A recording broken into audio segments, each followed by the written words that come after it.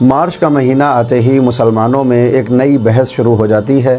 کہ آیا عید نوروز کو منانا چاہیے یا پھر اس کو نہیں منانا چاہیے،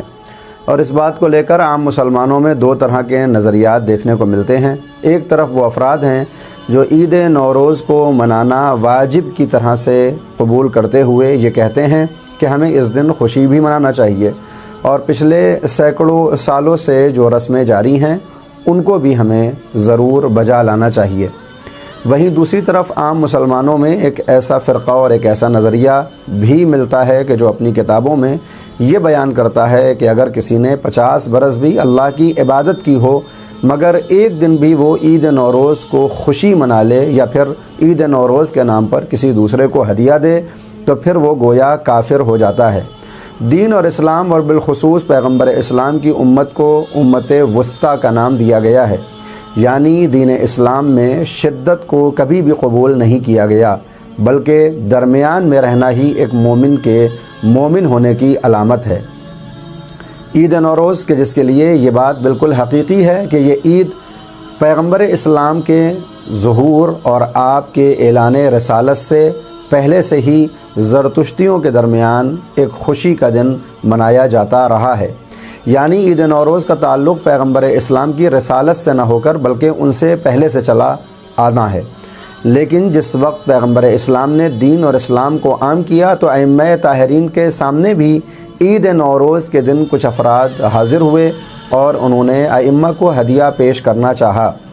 بعض ائمہ نے ان ہدیوں کو قبول کیا مگر ساتھ ہی یہ بھی بیان کیا کہ انسان کا ہر دن نوروز ہی ہوتا ہے اگر وہ پروردگار کی طرف متوجہ ہو جائے۔ دو طرح کی روایات دیکھنے کو ملتی ہیں، ایک وہ روایات ہیں جو عید نوروز میں خوشی منانے کی تائید کرتی ہیں، وہیں ایک روایت ایسی بھی نظر آتی ہے جو عید نوروز کو منانے کی طرف انکار کا اشارہ کرتی ہے۔ مثال کے طور پر امام جعفر صادق علیہ السلام کے صحابی خاص معلّہ بن خنیس سے ملنے والی روایت میں عید نوروز کو خوشی منانا، اس دن غسل کرنا، لباس پہننا، روزہ رکھنا اور خوشبو لگا کر ایک خاص طرح کی نماز کا پڑھا جانا وارد ہوتا ہے۔ اسی طرح سے علامہ مجلسی نے بھی روز عید نوروز میں دعاؤں کو ذکر کیا ہے کہ جن میں وہ مشہور دعا بھی ہے جو تحویل کے وقت پڑھی جاتی ہے، یا مقلب القلوب والابصار، یا محول الحول والاحوال، حول حالنا الی احسن الحال۔ اس دعا کو تحویل کے وقت پڑھنا، اور علامہ مجلسی کی طرف سے یہ تاکید کہ اس دن مومن کو خوشی منانا چاہیے، کیونکہ یہ وہی دن ہے کہ جو دن پیغمبر اسلام ختم مرتبت حضرت محمد مصطفیٰ صلی اللہ علیہ وآلہ وسلم کے جانشین مولا کائنات کی خلافت کا دن ہے۔ لہٰذا اگر آپ دیکھیں تو بہت سی روایات ایسی ہیں جو عید نوروز کے دن خوشی منانے کی تائید کرتی ہیں، بس ایک روایت مولا امام موسیٰ کاظم علیہ السلام سے جو مروی ہے کہ جس میں آپ نے عید نوروز کی خوشی کو بدعت کے نام سے تعبیر کیا ہے اور بیان کیا کہ اس دن کوئی بھی خوشی نہیں ہے۔ حالانکہ علامہ مجلسی نے اس روایت کی جانچ اور پڑتال کی اور یہ نتیجہ نکالا کہ یہ روایت اور یہ حدیث تقیہ کی بنیاد پر ہے۔ لہٰذا معلوم یہ ہوا کہ زیادہ تر تائید ملتی ہے عید نوروز کے دن خوشی منانے کی، اور ہم اور آپ چونکہ کسی نہ کسی مرجع وقت کی تقلید کرتے ہیں، لہٰذا اپنی طرف سے کوئی فتویٰ دینا یا پھر اپنی طرف سے کوئی خیال بنا لینا بہتر نہیں ہے، اور ہر انسان اور ہر مومن کو اپنے مرجع تقلید کے فتوے پر عمل کرنا چاہیے۔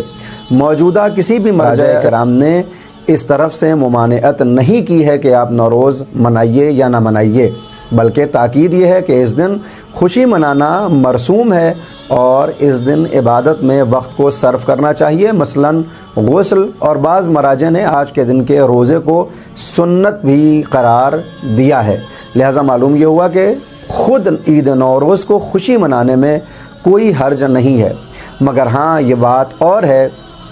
کہ ایران میں کہ جن کا اصل یہ تہوار ہے، ان کے یہاں عید نوروز کے ساتھ ساتھ کچھ ایسے رسوم اور آداب بھی مربوط ہیں جو کسی بھی طرح دین کا جز قرار نہیں پا سکتے۔ مثال کے طور پر جب وہاں نیا سال آنے والا ہوتا ہے تو اس نئے سال سے پہلے یعنی 21 یا 20 مارچ سے پہلے پڑنے والے چہار شنبے یعنی بدھ کے روز ایک خاص طرح کی خوشی مناتے ہیں، آگ روشن کرتے ہیں اور اس میں کودتے ہیں، اور ان کا خیال یہ ہے کہ اس طرح سے وہ آگ کی گرمی کو اپنے وجود میں اتارنا چاہتے ہیں اور اپنے بیماری کو آگ میں جلانا چاہتے ہیں۔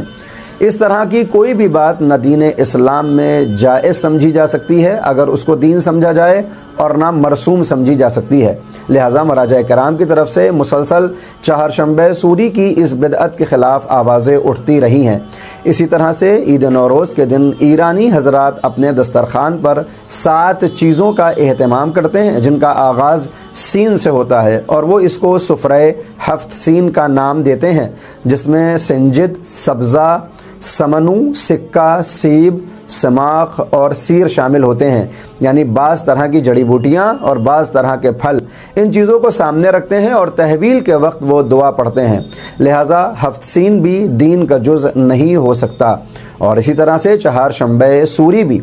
اس سال بھی جو رپورٹز آئی ہیں ان میں یہ معلوم ہوا کہ اسی برس چہارشنبہ سوری کے دن آگ میں کودنے کی وجہ سے نہ جانے کتنے افراد جاں بحق ہو گئے، یعنی انہوں نے اپنی جان دے دی۔ لہٰذا اس عمل کو کبھی قابل قبول نہیں کیا جا سکتا ہے۔ حالانکہ ایران کے علاوہ بھی دوسرے ممالک میں عید نوروز کو منایا جاتا ہے۔ مثال کے طور پر ہمارے پڑوسی ملک افغانستان میں شہر مزار شریف میں اس دن مولا الموحدین امیر المومنین علی بن ابی طالب علیہ الصلوۃ والسلام کے نام سے علم اٹھایا جاتا ہے، جو ان کے اس مزار پر پھہرایا جاتا ہے کہ جو مزار مولا کائنات سے منسوب ہے۔ اسی طرح سے ہندوستان میں عید نوروز کے دن نظر کا اہتمام کیا جاتا ہے، جو بالکل بھی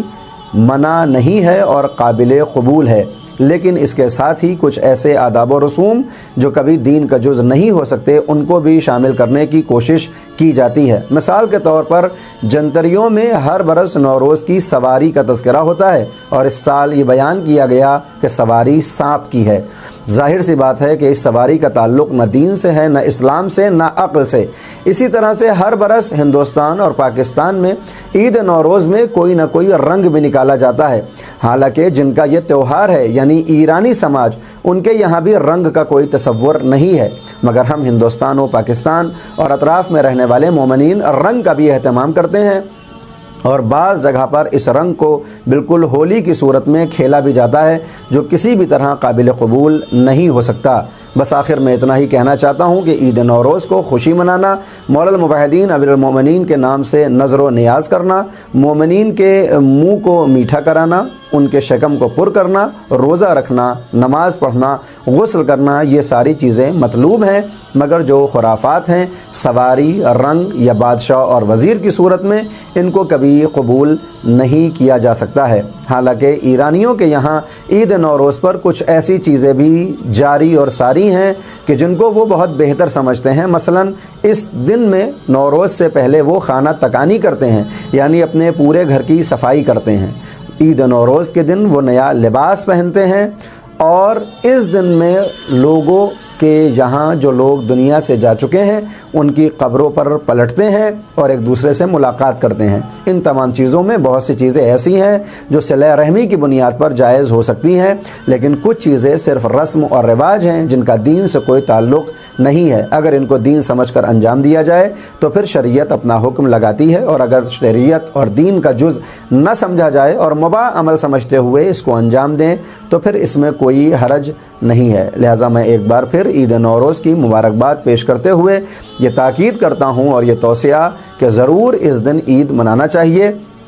مگر یہ یاد رکھنا چاہیے کہ ہم اس دن کو منسوب کرتے ہیں غدیر سے، لہٰذا جو چیزیں اصل عید غدیر کے دن رائج ہیں، یعنی جو اعمال و افعال اور جو خوشی ہم 18 ذی الحجہ کو انجام دیتے ہیں، بس انہی خوشیوں کو عید نوروز میں بھی انجام دینا چاہیے اور اسی طرح سے اس دن کو منانا چاہیے۔ اور اگر ہم کوئی عمل 18 غدیر یعنی 18 ذی الحجہ کو انجام نہیں دیتے تو پھر وہ عمل عید نوروز میں کیسے جائز ہو سکتا ہے، جبکہ یہ دن اسی عید غدیر کے نام سے منسوب کیا جاتا ہے۔ انشاءاللہ آپ حضرات ان باتوں کو اپنی زندگی میں اتاریں گے اور ہم سب دعا کریں گے کہ پروردگار ہم کو صحیح عرفان حاصل ہو اور توحید کے اوپر ایمان رکھتے ہوئے ہمارا خاتمہ خیر پر ہو۔